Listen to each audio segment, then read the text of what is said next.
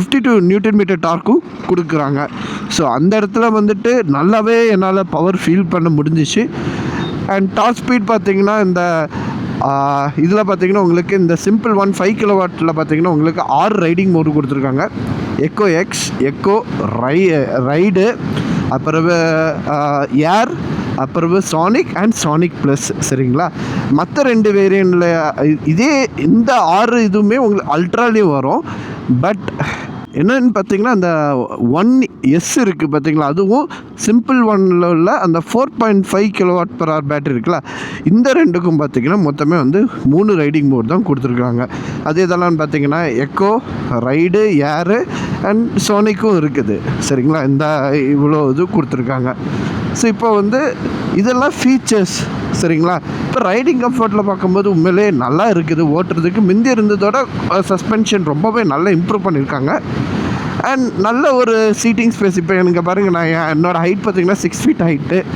So அந்த 6 feet ஹைட்டுக்கு பார்த்திங்கன்னா என்ன பார்த்தீங்களா எவ்வளோ தூரம் லெக் ரூம் ஸ்பேஸ் இருக்குது.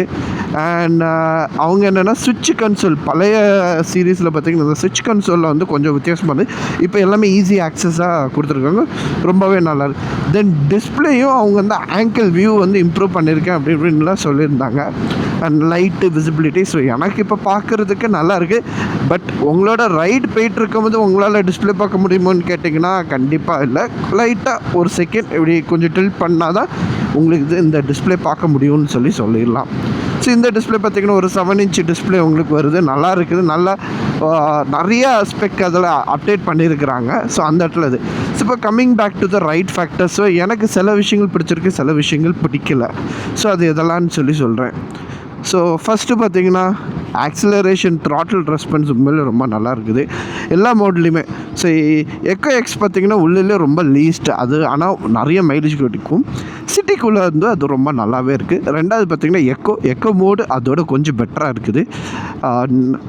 ரைடு, ஏர். ஸோ ரைடும் ஏரும் எனக்கு வந்து கிட்டத்தட்ட சேமாக இருக்க மாதிரி இருந்து, ஏரில் வந்து நான் ஒரு 80 kilometer ஸ்பீடில் இருக்கிறேன். அப்படிங்கும்போது ஏரில் இருந்து நான் சோனிக் போகிறேன்னா அந்த ஃபீல் லைட்டாக ஸ்பீடு தான் இன்க்ரீஸ் ஆகுது தவிர அந்த ஃபீல் டிராஸ்டிக்காக உங்களுக்கு ஃபீல் பண்ணுவாங்க. பட் ஏர்லேருந்து சானிக் எக்ஸுக்கு போகிறீங்கன்னா ரொம்ப டிராஸ்டிக்காக உங்களுக்கு அந்த ஃபீல் டிஃப்ரென்ஸ் தெரியுது. பட் இப்போ ஃபீல் ஃபேக்டருக்குள்ளே வரும்போது எனக்கு என்னென்னா ஒன்று வந்துட்டு சீட்டு குஷனிங். முந்தி இருக்கிறதோட சீட்டு வந்து நிறையவே இம்ப்ரூவ் பண்ணியிருக்காங்க. ஸோ சீட்டு வந்து கம்பேரிட்டிவ் பழைய வண்டியோட இதில் கொஞ்சம் ஹைட்டும் ஏற்றிருக்கிறாங்க. அதனால் நல்ல குஷனியாகவும் இருக்குது. பட் என்ன அப்படின்னு பார்த்தீங்கன்னா சஸ்பென்ஷனில் வரும்போது ரியர் சஸ்பென்ஷன் நல்லா இருக்குது. ஃப்ரண்ட் சஸ்பென்ஷன் நல்லா அமுங்குது, முந்தி இருந்த ஸ்டிஃப்னஸ் இல்லை. அடுத்தது பார்த்திங்கன்னா பிரேக்ஸ். ஸோ பிரேக்ஸ் பார்த்திங்கன்னா காம்பி பிரேக்கிங் சிஸ்டம் கொடுத்தாலும் ரெண்டுமே உங்களுக்கு பெட்ரோல் டிஸ்க் வச்சு டியூல் ஃப்ரண்ட்டில் பார்த்திங்கன்னா உங்களுக்கு டியூல் பிஸ்டன் ஃப்ரம் பைப்ரே, ரியரில் பார்த்திங்கன்னா சிங்கிள் பிஸ்டன் ஃப்ரம் பைப்ரே. இது காம்பி பிரேக்கிங் சிஸ்டம் தான் கொடுத்துருக்காங்க. ரெண்டுமே டிஸ்க்கு தான்.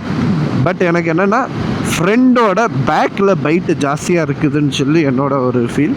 என் ஃப்ரெண்ட்ஸ் கூட இருக்கவங்கள்ட்ட கேட்டேன், அவங்களும் வந்துட்டு எஸ் வந்துட்டு ஃப்ரெண்டோட பேக் ரொம்ப ஷார்ப்பாகவும் இருக்குது அப்படின்னு.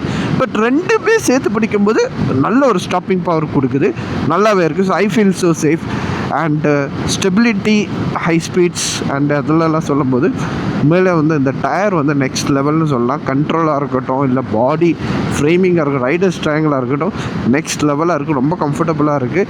நீங்கள் சிட்டியாக இருக்கட்டும், இல்லை ஒரு வந்து சிட்டி பக்கத்தில் இல்லை ஒரு குட்டி லாங் டிஸ்டன்ஸ் ரைடு போகிறீங்கனாலும் ரொம்ப அஃபோர்டபுளாக, ரொம்ப சேஃப்டியாக, ரொம்ப கான்ஃபிடென்ஸ் கொடுக்கக்கூடிய ஒரு பைக்குன்னே சொல்லலாம் இந்த சிம்பிள் ஒன். சுவிட்ச் இங்கே பாருங்களா. ஸோ எனக்கு ரைடு போயிட்டுருக்கிறேன், ஏரில் போயிட்டுருக்கேன். ஆக்சிடென்ட் கொடுத்துட்டு இது கொடுத்துட்டிங்கன்னா இப்போ சானிக் மோட். பட் சானிக்கு எக்கோ வந்து நீங்கள் ஜஸ்ட்டு ஒரு ஸ்லைட் பண்ணிங்கன்னா அங்கே போயிடும். எக்கோலேருந்து எக்கோ எக்ஸுக்கு போகணுன்னா நீங்கள் வந்து அந்த அந்த மோட் செலெக்ஷன் பண்ணக்கூடிய அந்த பட்டனை ஹோல்ட் பண்ணிங்கன்னா தான் எக்கோலேருந்து எக்ஸாக மாறும். சானிக்லேருந்து அதே தான், நீங்கள் ஹோல்ட் பண்ணி பிடிச்சிங்கன்னா சானிக்லேருந்து சானிக் எக்ஸாக மாறும். அடுத்தபடியாக பார்த்திங்கன்னா இந்த மிரர். ஸோ கம்பேரிட்டிவ் ஓல்டு இதில் பார்த்திங்கன்னா கம்பேர் பண்ணும்போது இதில் வந்து மிரர் வந்து ரொம்பவே நல்லாவே இருக்குது, நல்ல ஒரு விசிபிளாக இருக்குது. பட் உண்மையிலே ஃபீல் ஃபேக்டர் வந்து ரொம்பவே நல்லாயிருக்கு, ரொம்ப ப்ரீமியமாக இருக்குது ஃபீல் ஃபேக்டரு. வண்டியோட பில்ட் குவாலிட்டியும் வந்து ரொம்ப ரிஜிடாக ரொம்ப நல்லாவே கொடுத்துருக்காங்க. ஸோ சொல்லப்போனால் சிம்பிளாக ஆனால் நெக்ஸ்ட் லெவலாக இருக்குதுன்னே சொல்லலாம். எப்படி இந்த அளவுக்கு கொண்டு வந்தாங்கன்னு தெரில. ஸோ நம்ம மேக்ஸ் வந்து சானிக் மோடும் ஏர் மோட்லேயும் தான் போட்டு பில்ட் பண்ணிகிட்டே இருக்கிறோம். ஸோ நல்ல ஒரு எனக்கு வந்து எப்படி சொல்கிறதுக்கு, நீங்கள் வந்து ஒரு ஐஸ் இன்ஜின் அது ஒரு ஆக்டிவாலேருந்து இந்த வண்டியில் வரீங்கன்னா மற்ற வண்டியில் ரொம்ப ஜர்க்கியாக இருக்கும். அந்த மாதிரிலாம் இல்லாமல் நல்லாவே இருக்குது. ஸோ நல்ல ஒரு ஃபீல் ஃபேக்டர் கொடுக்குது, நல்ல ஒரு சேஃப்டியாக இருக்குது. ஸோ நீங்கள் ஐஸ்லேருந்து இதில் மாறுறீங்கன்னா உங்களுக்கு அந்த டக்குன்னு ஈவி ஓட்டுற ரொம்ப யூசர் ஃப்ரெண்ட்லியாகவே இந்த வண்டி வச்சுருக்குறாங்க. அண்ட் அது மட்டும் இல்லாமல் பார்த்தீங்கன்னா இந்த இதில் நிறைய ஃபீச்சர்ஸ் இருக்குது. உங்களுக்கு மேப் பார்த்தீங்கன்னா மேப்பிள்ஸ்லேருந்து தான் மேப் யூஸ் பண்ணுறாங்க, மொபைல் ஆப் மூலமாக இது பண்ணுங்க. அண்ட் முக்கியமான ஒரு விஷயம் சொல்ல மறந்துட்டேன், சார்ஜிங் பற்றி. ஸோ சார்ஜிங் பார்த்தீங்கன்னா இதோட சார்ஜ் ஃபார் எக்ஸாம்பிள் நீங்கள் வந்து பெங்களூர்லேருந்து நந்திகில் ஒரு ரைடு வாரீங்க அப்படிங்கும்போது வர வழியிலே உங்களுக்கு 2 சார்ஜிங் போட்டிருக்கு.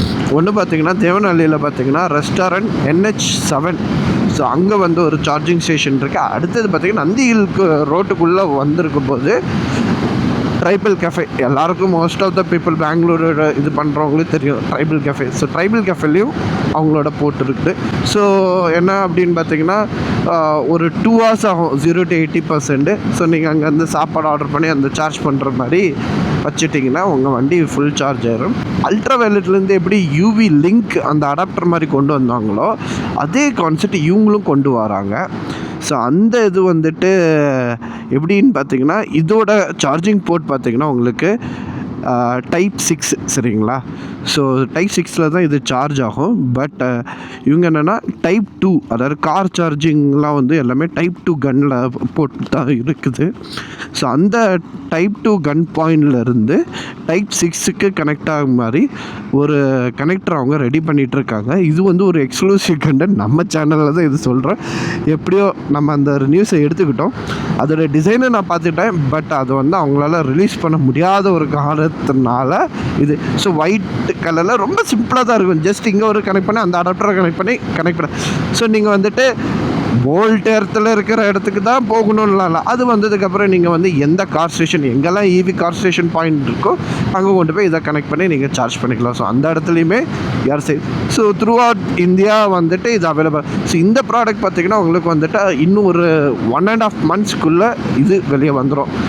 நான் ஒரு பஃபர் லெட்ஸ் ஸ்டே ஒரு 2.5 ஒரு ரவுண்ட் ஆஃப் 3 months இந்த ப்ராடக்ட் வெளியே 1 பீஸாக வந்துடும் சொல்லிடலாம். ஆக்சுவலாக ப்ரொடக்ஷன் லெவலில் அது எல்லாமே ஓகே, டெஸ்டிங் எல்லாமே ஓகே, இது ஆகிட்டு வருது. ஸோ ஜஸ்ட் அதுக்கு மேலே உள்ள அந்த டிசைனிங் மட்டும் ரெடி ஆகிட்டுருக்கு. ஸோ அந்த ஒரு விஷயந்தான் ரீஜன். ஸோ ரீஜன் பற்றி சொல்லணும்னா இந்த வண்டியில் பார்த்திங்கன்னா level 4 வரைக்கும் இருக்குது. நம்ம வந்து ரீஜன் பார்த்திங்கன்னா level 3 வரைக்கும் யூஸ் பண்ணிகிட்ருக்குறோம். ஸோ level 3 ரீஜன் யூஸ் பண்ணிகிட்ருக்கிறம்போது நான் சோனிக்கில் வந்திருக்கேன். ஸோ சோனிக்கில் பார்த்திங்கன்னா அந்தளவுக்கு எனக்கு ஃபீல் ஃபேக்டர் ஆகலை. பட் எக்கோலாம் நல்லா தெரிஞ்சிச்சு. அண்டு ஏர்லேயும் பார்த்திங்கன்னா அந்த ரீஜன் வந்து level 3 தான் வச்சுருக்கிறேன். அந்த ஃபீல் ஃபேக்டர் வந்து ஒரு ஹையர் ஸ்பீடில் நீங்கள் ஒரு 80 இருக்கும்போது அந்தளவுக்கு தெரில.